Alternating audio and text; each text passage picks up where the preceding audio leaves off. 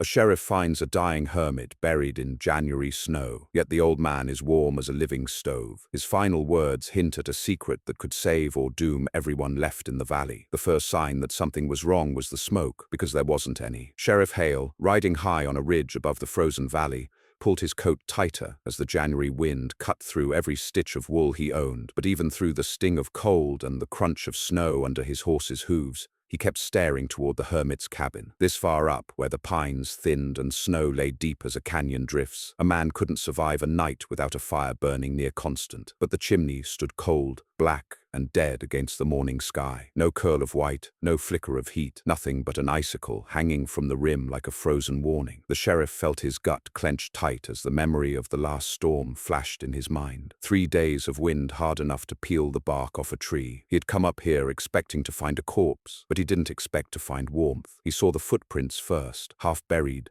uneven, weaving through the yard like the steps of a man fighting off sleep or pain, or something stranger. Sheriff Hale dismounted, boots sinking near to the ankle, and every breath came colder than the last. He passed by the woodpile and frowned. It was stacked high, untouched, not a single piece missing since autumn. No man in the high country kept a pile untouched in January. You burned through a cord a week. That woodpile meant only one thing. The old hermit hadn't lit a fire in a very long time. The sheriff lifted his lantern and called out, "Jonas, you in there?" His voice came back at him hollow, swallowed by drifts and silence. He pushed open the cabin door, expecting a blast of cold, but instead met warmth, not just a little warmth, not the dying breath of an old ember, real warmth, like someone had been holding heat under a blanket. The sheriff froze halfway in the doorway, every instinct in him screaming something was off. The room glowed faintly, not from fire, but from something softer, lamplight maybe, or just the steady heat of a place that shouldn't have held any. Jonas lay on the floor, not stiff, not frozen, not even trembling, just warm. His beard was crusted in ice, where his breath had melted it earlier. His coat was half open, snow still stuck to the wool. Yet when the sheriff knelt beside him and laid a hand near his throat, Jonas felt like a man who had been sitting beside a stove, not one buried in winter storms. The sheriff had found men frozen to death in rooms with fire still burning in the hearth, men who had fallen asleep drunk and never woken, men who had gone out to fetch wood and collapsed before reaching the pile. But he had never, not once, found a man warm in a cabin without fire. Jonas's eyes fluttered and opened. Hale jerked back. The hermit's gaze wasn't the glassy stare of a dying man. It was focused, too focused, like he had been waiting, clinging to life for this exact moment. "You came," Jonas whispered, voice hoarse but steady. "Good." Sheriff Hale swallowed, shook the snow from his collar, and leaned close. "You're half dead, Jonas. I gotta get you down the mountain." The old man shook his head. "Too late. Listen, Jonas." "No!" Jonas's hand shot forward, gripping the sheriff's sleeve with a strength that didn't match his frail body. "You listen, I didn't burn wood, not one log, not a spark." The sheriff eyed the untouched fire pit. "I can see that.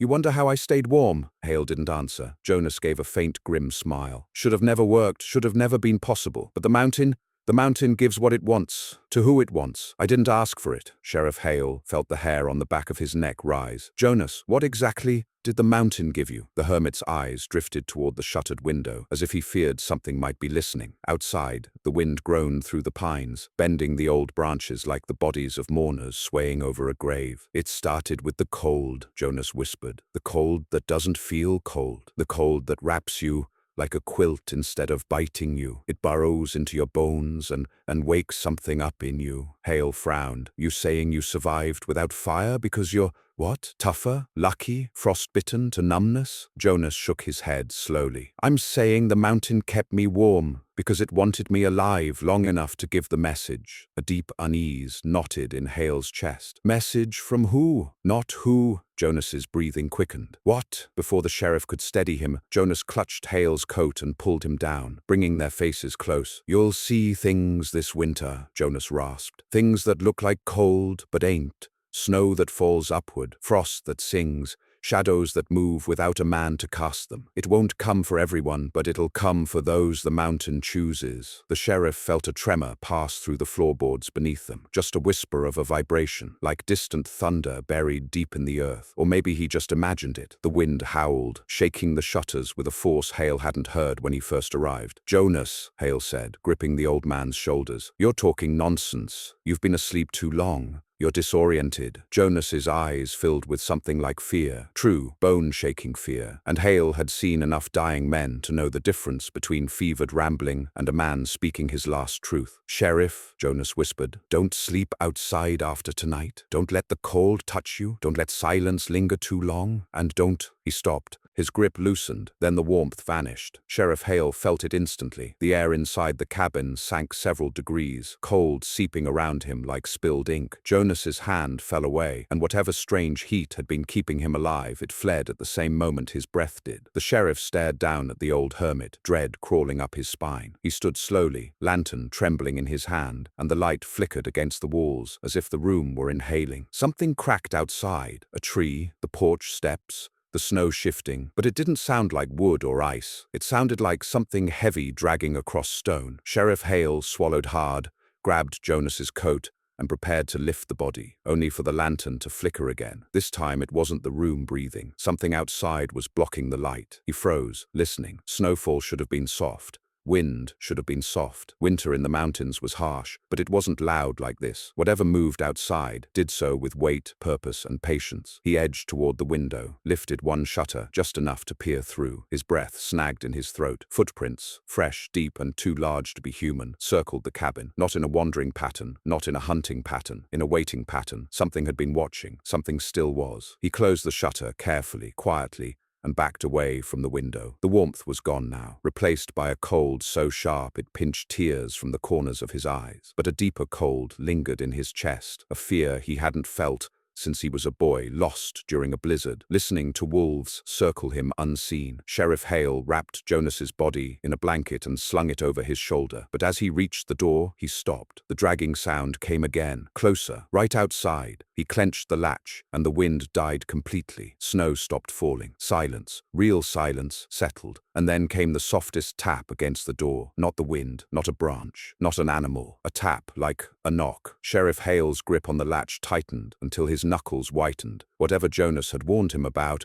it was already here. The knock didn't come again. That was somehow worse. Silence stretched long and thin across the walls of the cabin, pressing in from all sides as if the mountain itself wanted Sheriff Hale to hear every beat of his own racing heart. He stood with one hand on the latch and the other gripping Jonas's wrapped body against his shoulder, every instinct screaming at him to stay still, to wait, to breathe quietly enough that whatever lingered outside wouldn't hear him. The lantern flame jittered, throwing long shadows across the floorboards that stretched toward the door like reaching fingers. The sheriff felt sweat bead at the back of his neck despite the cold, the kind of sweat a man gets when the dark feels alive. He slowly shifted his boot, careful not to creak the plank beneath it. The air tasted like metal, cold, sharp and stale, and he realized it wasn't the chill of winter that made it taste that way. It was fear. He strained to hear through the door. Nothing. No crunch of snow, no drag, no breath, no flutter of wings, no howl. The storm had died so completely it unnerved him. The mountain never went this quiet, not even at dawn. On the softest day of spring, this kind of stillness belonged underground, in caves where sunlight never reached, in places where sound got swallowed instead of carried. But then, very faintly, from somewhere behind the cabin, he heard humming. At first he thought his mind was playing tricks. A low vibration, soft as a lullaby, drifting through the timbers. It wasn't human humming, no voice, no tune. It was like the mountain itself humming through rock and snow. He tightened his grip on the blanket-wrapped body, his breath frost-white in the lantern glow. "Jonas," he whispered under his breath, "what in God's name did you get mixed up in?" He had to move. Staying in the cabin wasn't safety. It was a trap. Whatever Jonas had been warm from, whatever had stood outside, whatever had circled the cabin and waited, it wasn't something Hale could fight with a six-shooter and grit. He had to get down the mountain with the hermit's body, warn the valley, figure out what Jonas meant by the message, and pray this was some fever dream the old man breathed into the world before dying. Hale exhaled slowly, then pressed his ear to the door. Silence. The humming faded. Now, he yanked the latch, shoved the door open, and stepped into the pale glow of a snow-heavy sky. His boots sank deep. The cold sliced across his face, but there was a strange deadness to it, a lifeless cold, not the sharp brightness real winter carried. The footprints circling the cabin sat fresh and clear, each one nearly twice the size of his own, wide at the toes, narrow at the heel, shaped almost like a barefoot imprint, but wrong in subtle ways. He avoided looking too hard. Some things a man processed slower if he wanted to sleep again one day. He scanned the tree line. Nothing. The pines stood tall and motionless, their branches weighed down by thick blankets of snow. No animal stirred, no wind. Even his horse, tied to the post near the woodpile, stood unnaturally still, ears flat, sides shivering with fear rather than cold. Hale took a few careful steps toward the horse,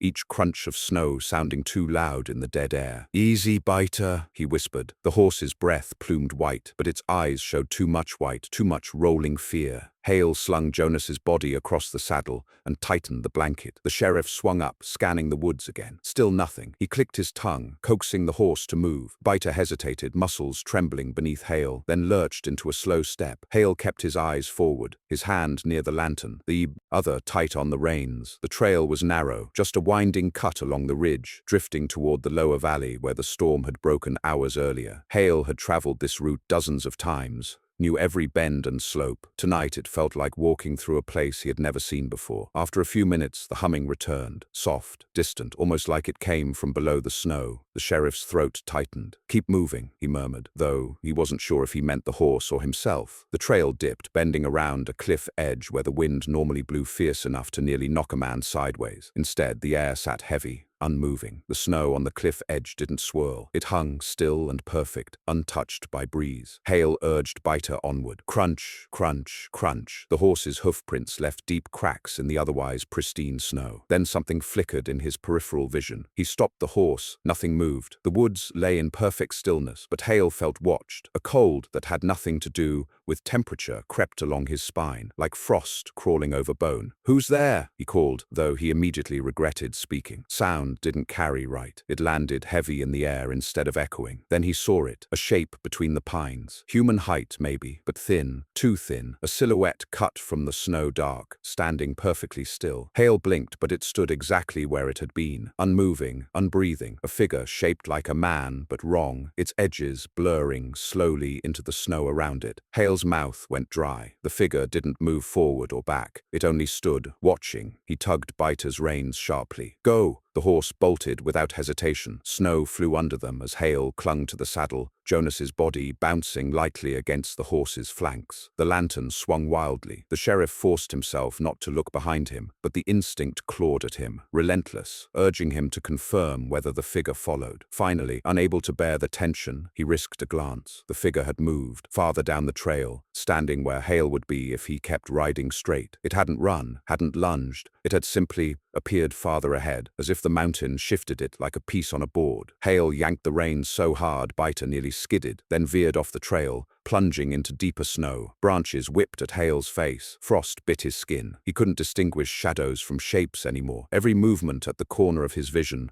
felt like another figure waiting. The humming grew louder, not from one direction now, from everywhere. Hale whispered a prayer under his breath, the kind his mother taught him when he was a boy, the kind he hadn't spoken since the war. The sound of his own voice steadied him a little, kept him from slipping into the fear that threatened to swallow him whole. He didn't stop riding, didn't think, just moved. Branches slammed into his shoulders. Snow stung his eyes. A fallen log forced him to duck low. Another branch tore his coat sleeve. He didn't look back again, not after the third shape appeared at the corner of his eye, tall as a man but moving like it swayed with the trees, gliding instead of walking. It wasn't until the land started to slope downward more sharply, the pines thinning, that the humming softened. The air changed temperature, subtle but real. The mountain's dead stillness loosened. Biter slowed gradually, exhausted, panting clouds into the air. Hale let the horse walk until the slope flattened and a frozen creek glittered ahead. He stopped near the bank, chest heaving, heart pounding like war drums. Silence returned. Not the unnatural silence from before. Natural silence. The sheriff dismounted, legs shaking beneath him. Jonas's body lay still on the saddle, wrapped tight in the blanket. Hale set his hands on the horse's neck, grounding himself. "Easy, boy," he whispered. The horse snorted, stamping the snow, but its fear had eased. The sheriff dropped to his knees beside the creek, cupped his hands, and splashed water on his face. The cold shocked him back into clarity. He stared at his reflection, eyes wide, face pale,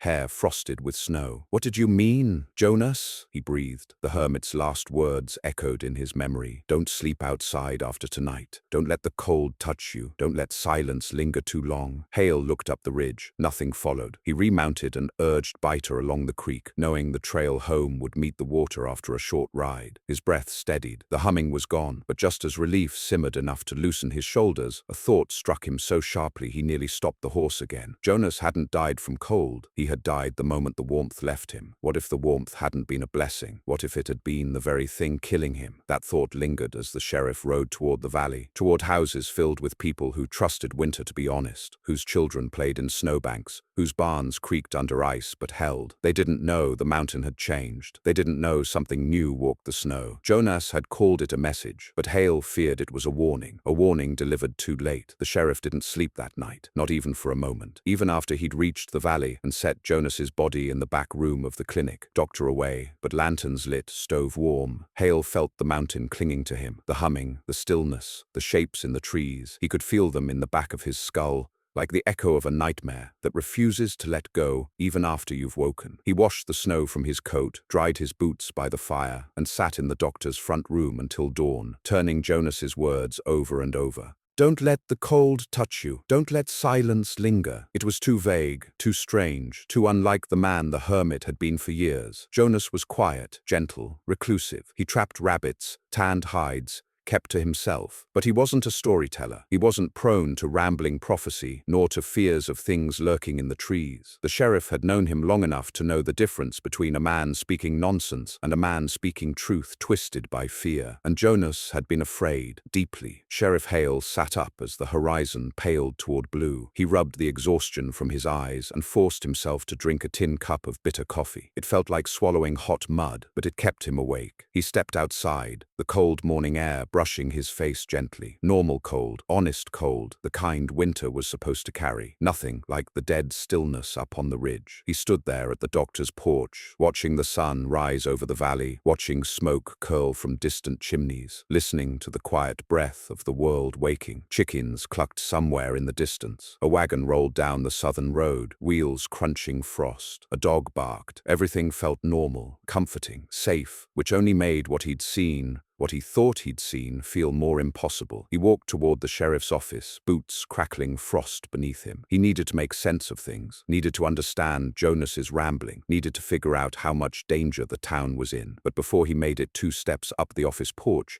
he saw her, Martha Redden, hair wrapped in a dark scarf, cheeks red from the cold, eyes wide with worry, standing outside the jail door. "You're up early," he called lightly, though his voice couldn't hide what weighed inside it. She stepped toward him, gripping her shawl tight. "Sheriff, something strange happened last night." Every muscle in Hale's body tightened. "Strange how?" Martha swallowed hard. "The cold woke me, but it wasn't cold like normal. It was too still. The window pane was frosted, but the frost wasn't, well, natural." Hale's pulse stuttered. "How do you mean?"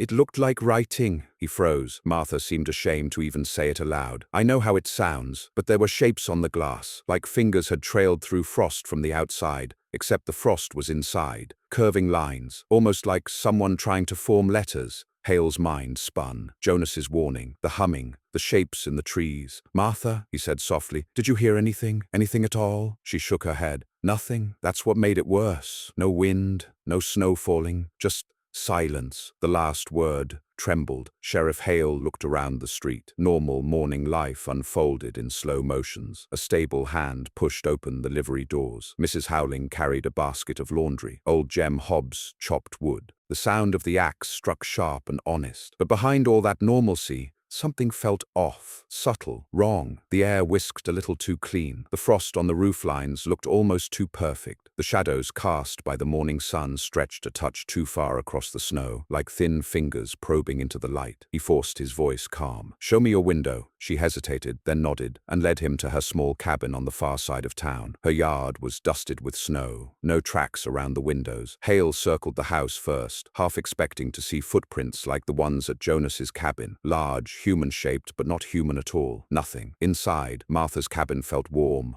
stove burning steady. She led him to the back room. The window there was clear now, frost melted by the morning sun, but Hale leaned close anyway, running his finger across the glass. The surface was clean save for a faint, almost invisible set of lines. He squinted. They weren't scratches. They weren't cracks. They looked leftover, like something had pressed against the frost from inside her room and left a memory of its shape behind. "What time did you wake?" Hale asked. "Just after midnight." His stomach sank. That was around the same time Jonas had died. That was around the same time Hale had heard the humming stop and the shapes disappear. Something had moved through the valley as the sheriff rode home. He turned from the window. "Martha, if anything else happens, no matter how small, you send for me immediately." She nodded. "Do you think it's dangerous, Sheriff?" He hesitated before answering. "I think it's something we don't understand yet." He left her house with more weight in his chest than before. By noon, 3 more people reported strange happenings. A farmer's cows refusing to leave the barn, standing silently with their heads turned toward the door like they were listening for something. A child waking screaming, saying,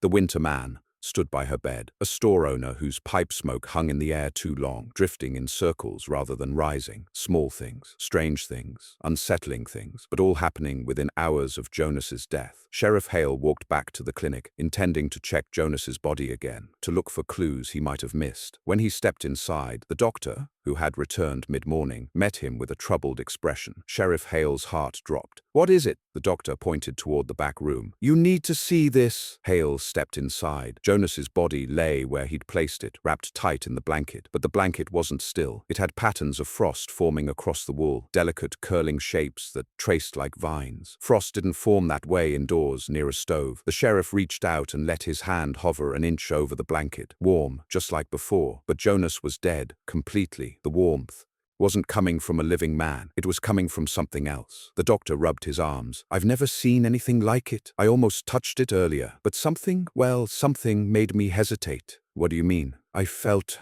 watched." The sheriff swallowed, the taste of metal rising at the back of his tongue. "Don't touch the frost," Hale said. "What is it?" "I don't know. But whatever kept Jonas alive so long, it didn't leave him when he died." The doctor backed away, pale and shaken. Hale studied the frost patterns. They weren't random. They curved gently, curling like the beginning of letters, but never fully forming anything readable. It was like a foreign script, like the hint of language made of cold. He leaned closer, eyes narrowing. One shape repeated, curling down, then looping across, almost like the start of a word. Hale's breath trembled. "Mountain," he whispered, not because he could read it, but because Jonas's dying words ricocheted through his skull like a hammer striking iron. "The mountain gives what it wants, to who it wants." The frost pulsed, actually pulsed, as if breathing. Hale jerked back. The doctor gasped. "Did you see?" "Yes." They both stepped away from the body. The warmth radiating from Jonas wasn't gentle anymore. It felt urgent, pulsing like a heartbeat against the blanket. The sheriff's mind blazed with the memory of the deep humming on the ridge. It had sounded like the earth itself breathing. Now Jonas's body was doing the same. Hale backed toward the door. "We need to leave the room closed. Don't let anyone near it." The doctor nodded wordlessly. The sheriff stepped outside into the bitter afternoon light, his breath fogging the air. People moved through the streets, unaware of the danger creeping into the valley. Hale felt a heavy dread settle into his chest. He had known storms, had known battles, had known men who would kill without hesitation. But this was something that moved without tracks, breathed without lungs, warmed without fire. Something alive, something ancient, something the hermit had lived beside long enough for it to choose him. A message, Jonas had said. But now Hale feared it wasn't a message. It was a spreading, a reaching, a claiming. Nightfall wasn't far off. Jonas had warned him never to sleep outside after tonight, and Hale felt the truth of it in his bones. The coming darkness was bringing something with it, something that had followed him down the mountain, something now in the valley, something waiting. Night fell faster in the valley than it ever had before. Sheriff Hale had lived all his years at the base of the mountains, and he knew the rhythm of daylight like a second heartbeat, the way dusk usually stretched itself over the horizon slowly, patiently, easing the sky from blue to gold to purple before releasing darkness gently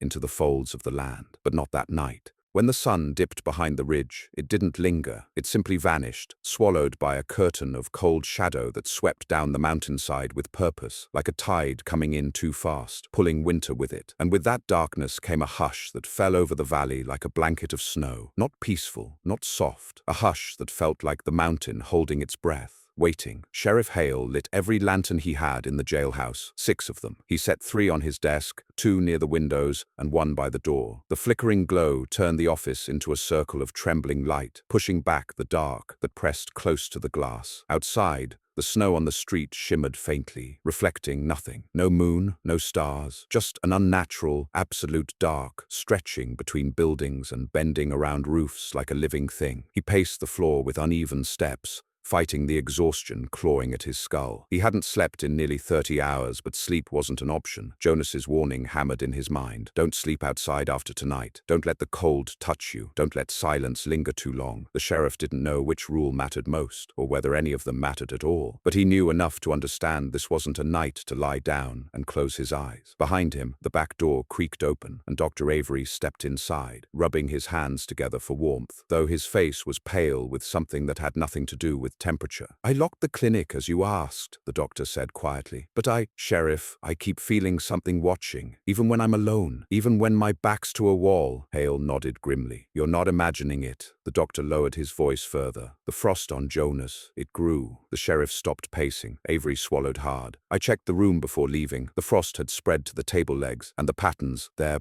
repeating, forming lines." Hale felt the bottom drop out of his stomach. "Lines? Like writing?" Avery whispered. A cold draft slithered under the office door, snuffing one of the lanterns with a puff of smoke. Hale jumped, heart thudding, then leaned down to relight it, his hands trembling more than the flame. A knock sounded, soft, slow, methodical. Both men froze. The knock came again. 3 taps. Not human, not rhythmic enough to be deliberate, but too pointed to be accidental. A sound like something learning how to knock. "Don't go near it," Hale hissed, pulling the doctor back. The knock came one more time. Then silence thickened in its wake like a fog creeping under the doorframe. Avery's eyes brimmed with fear. "What does it want?" The sheriff shook his head. "Doesn't matter. We're not answering." He tightened his hand around his revolver, though some part of him knew that bullets couldn't kill cold. The knock didn't return, but faintly, so faintly it might have been imagined, the humming began again. That same low vibration he'd heard up on the ridge. It shivered through the floorboards. Avery clasped his hands together tightly. "It's spreading, Sheriff, isn't it?" Hale swallowed. "Yes." He stood at the window, parting the curtains just enough to look out. The dark pressed right up to the glass like a thick wall. No visibility, no depth, just blackness. But movement flickered in that darkness. Slow,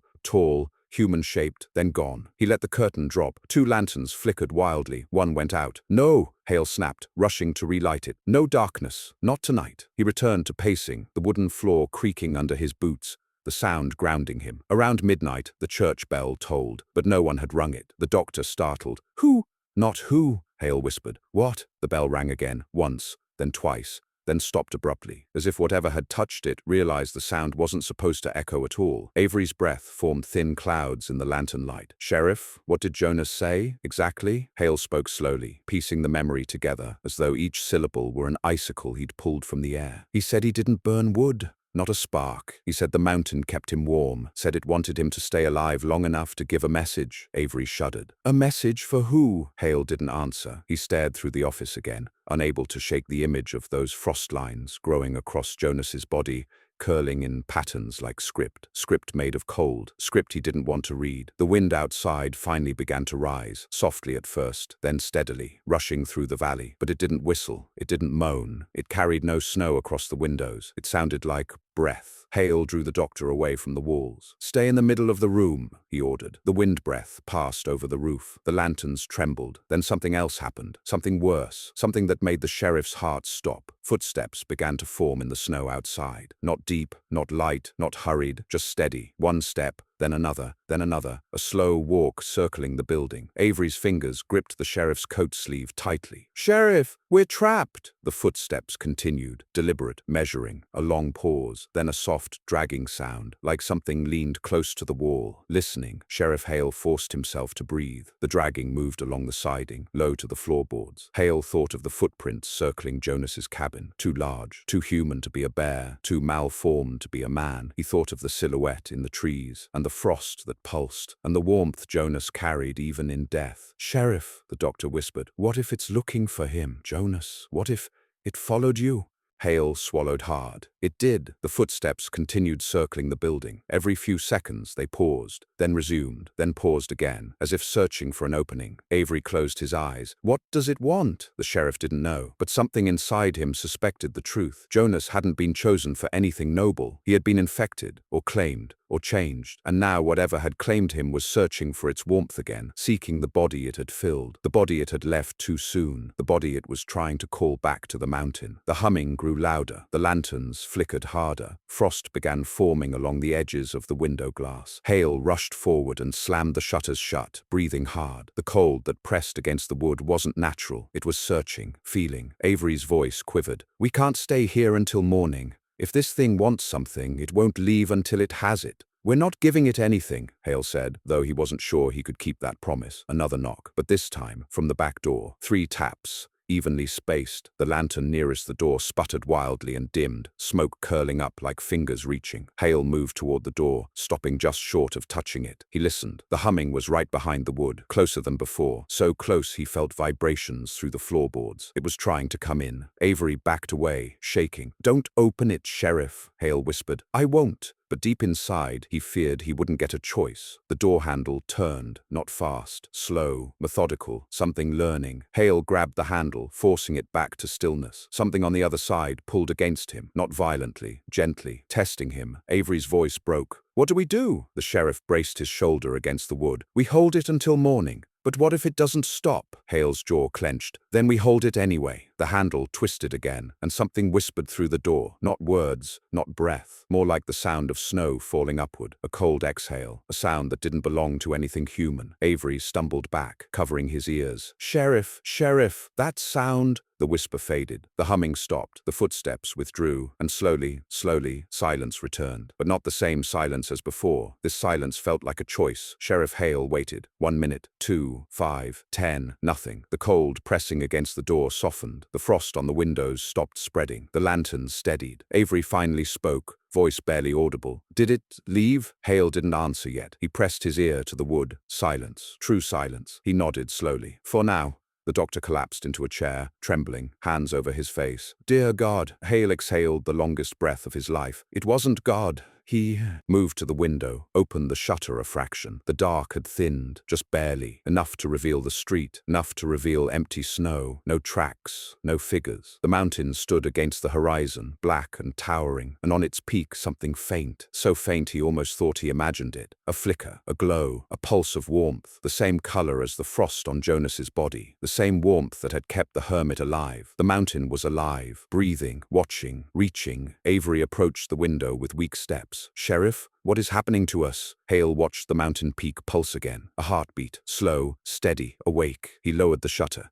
"It's not what's happening to us," he said quietly. "It's what's waking on the mountain." Avery's voice broke. "Can we stop it?" Hale stared at the dark ridge for a long time. Then he answered with the only truth he had. "No." He turned away from the window. "But we can stay alive." The doctor nodded numbly. Sheriff Hale blew out a shaky breath, settled into the chair opposite Avery, and kept every lantern burning bright. He didn't sleep, not that night, not ever again, without a fire burning near. Because Jonas hadn't died from cold. He had died when the warmth left him, and that warmth now pulsed in the mountain, calling, waiting, beckoning, a presence that would return again, every winter, every silence, every time the cold touched a man who lingered too long without fire. The sheriff understood the truth now. No one slept warm in January snow without burning a single log, not unless something else wanted them warm enough to survive, warm enough to listen, warm enough to be chosen.